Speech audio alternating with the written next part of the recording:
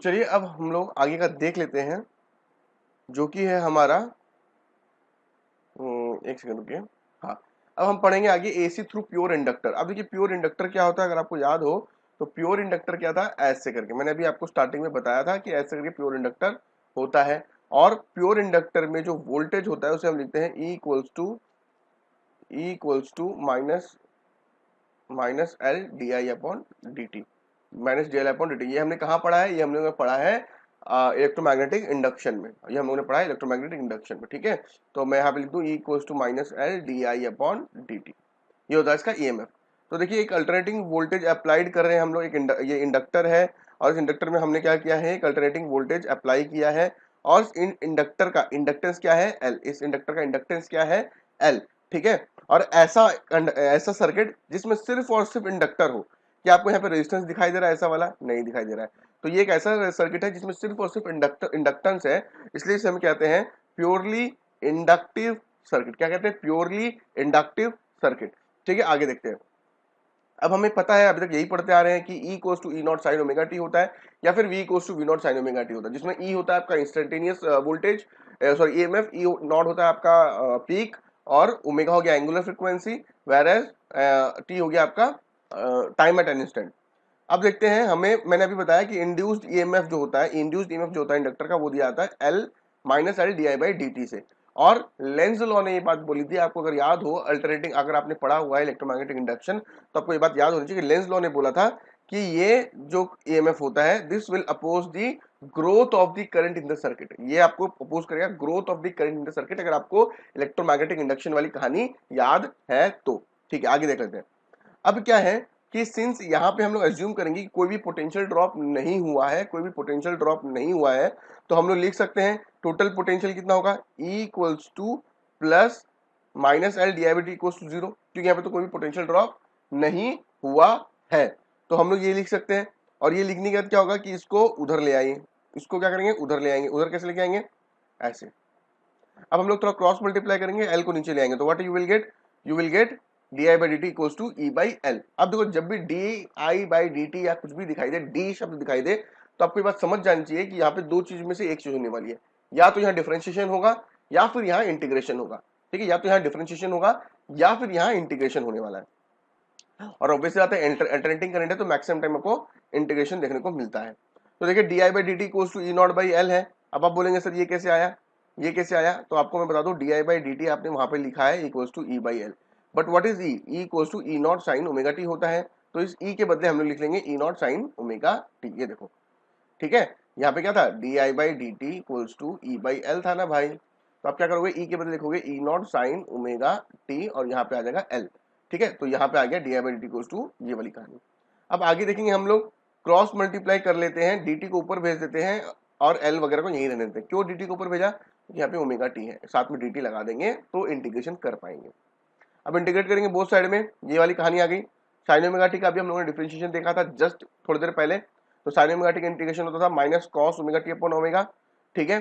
फिर हम लोग यहाँ पे क्या करेंगे, ई नॉट बाई एल है, कॉस ओमेगा टी आ गई है, और ये ओमेगा को हम बाहर पटक देंगे, बाहर ले जाएंगे, ओमेगा कॉन्स्टेंट है, ठीक है। ये वाली कहानी हो गई। उसके बाद हमें पता चला कि I equals to E naught L omega, हमारा वैल्यू क्या है, I equals to E naught L omega minus cos omega t. लेकिन आपने वोल्टेज क्या लिया है, आपने वोल्टेज लिया है E equals to E not sine omega t. तो मैं क्या करूंगा, मैं बोलूंगा कि भैया ये जो ई नॉट बाई एल ओमेगा है, इसको हम लोग मान लेते हैं आई नॉट। क्या बोलेंगे, E equals to I naught मान लेते हैं इसको। और ये जो माइनस कॉस है, इसको आपको साइन में बदलना पड़ेगा, कॉस को आपको साइन में बदलना पड़ेगा, और साइन में बदलने के लिए क्या हो जाएगा यहाँ पे, omega t minus pi by to. I hope इतना मैथ्स आपको आता है, ट्रिग्नोमेट्री से है ये चीज रिलेटेड। किससे रिलेटेड है, ट्रिग्नोमेट्री से रिलेटेड है, ठीक है। तो omega t minus pi by two आ जाएगा। अब देखो ढंग से, अब देखो ढंग से, ये मैंने यहाँ पे लिख दिया।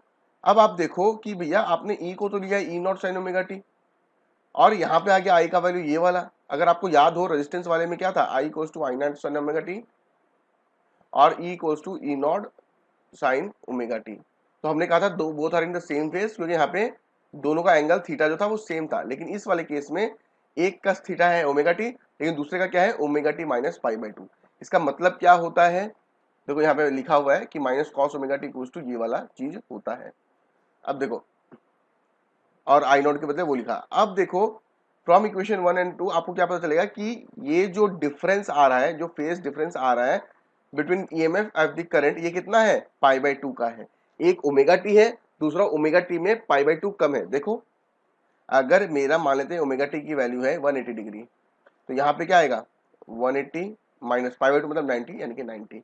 यानी कि ये वाला जो है, अगर मेरी ई की वैल्यू ओमेगा टी है, तो यहाँ पे जो ओमेगा टी है, यहाँ पे वाला जो है वो 90 डिग्री कम है, क्योंकि आप माइनस कर रहे हो ओमेगा टी से। आई होप ये चीज समझ रहे होगे, ठीक है। तो आपको ये बात समझ में आनी चाहिए। तो ये इसके फेज कितना है पीछे 90 डिग्री से, ठीक है। तो अब हमें एक चीज देखना पड़ेगा कि दोनों के बीच फेज डिफरेंस कितना है। तो देखो यार, I equals to I naught sine omega t minus pi by 2, और ई का वैल्यू क्या था, E equals to E naught cos sorry sine omega t. मैंने क्या था फेज डिफरेंस निकालने के लिए आपको क्या करना पड़ेगा, ये ओमेगा टी से माइनस कर दो omega T plus pi by 2, तो आपका आंसर आएगा पाई बाई 2। तो फेज डिफरेंस कितना है, पाई बाई 2 का। नहीं समझ में आया होगा, कैसे नहीं आएगा, देखो यहां लिख लेते हैं E equals to E not sine omega t. तो यहाँ देखो भैया, ये ओमेगा टी से 90 डिग्री माइनस कर रहे हो, मतलब अगर मान लेते हैं ओमेगा टी की वैल्यू 180 डिग्री है, तो यहाँ पे 180 माइनस 90 यानी कि 90 डिग्री आ रही है। तो कौन बड़ा, ये वाला बड़ा कि ये वाला बड़ा, ऑब्वियस सा बात है ये वाला बड़ा होगा। तो आप बोलोगे ओमेगा टी को आप माइनस करो omega t minus pi by 2 से, ब्रैकेट तोड़ेंगे तो क्या आएगा, omega t minus omega T plus pi by 2 cut जाएगा। तो you got a phase difference of pi by 2। आपको फेज डिफरेंस कितना मिला, पाई बाई 2 का। तो मतलब दोनों के बीच में जो एंगल रहेगा, दोनों के बीच में जो एंगल रहेगा वो 90 डिग्री होगा। मतलब दोनों के बीच में जो एंगल रहेगा वो कितना रहेगा, 90 डिग्री। देखो ऐसे मान लेते हैं कि ये मेरा वो बन गया। तो अगर मेरी ई नॉट यहाँ पे बन रही है, जिसका यहाँ पे एंगल है ओमेगा टी, तो आई नॉट कहाँ बनेगा, क्योंकि दोनों के बीच में कितना एंगल है, ओमेगा टी और सॉरी आई नॉट और ई नॉट के बीच में एंगल कितना बनेगा, 90 डिग्री। ये फेज डिफरेंस कितना है, 90 डिग्री का। आई होप यहां तक क्लियर है, ठीक है।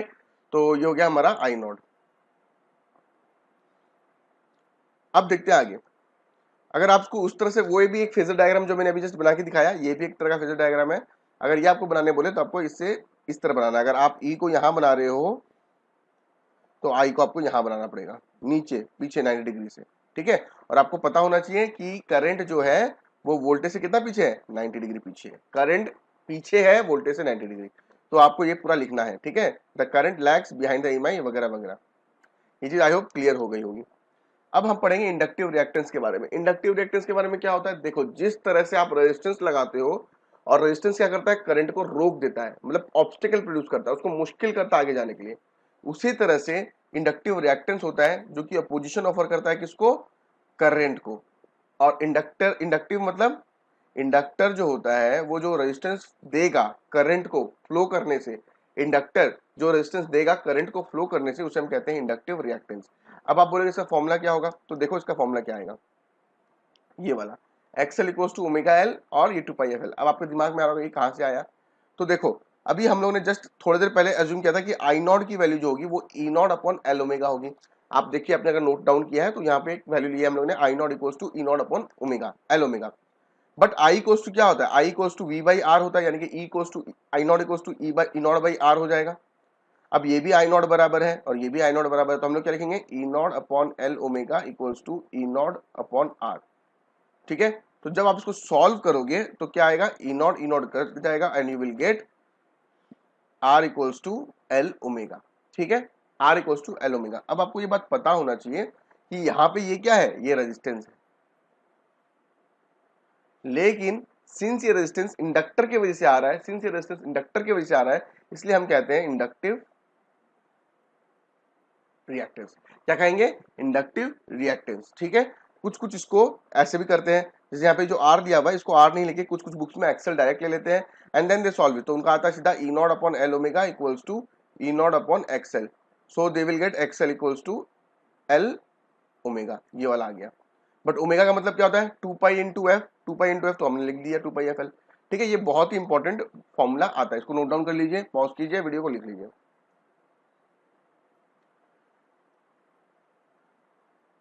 अब देखिए यूनिट एंड डायमेंशन क्या होंगे इनके।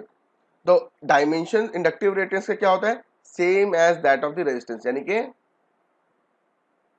ओम होगा, ओम ही होगा, ठीक है। और अगर आपको बोला जाए कि ये इसी चीज को आप आरएमएस के टर्म में लिखिए, तो आप क्या लिखेंगे, हम लोग लिखते हैं V equals to I R लिखते हैं, आरएमएस के टर्म में क्या लिखेंगे, E R M S equals to I R M S into X L, X L into X L, ये फॉर्मूला आ जाएगा। आर के बदले क्या लिखेंगे, जस्ट एक्सएल लिख देंगे और कुछ नहीं है। और आगे देखते हैं, ये चीज आपको पहले से पता होगी आई होप।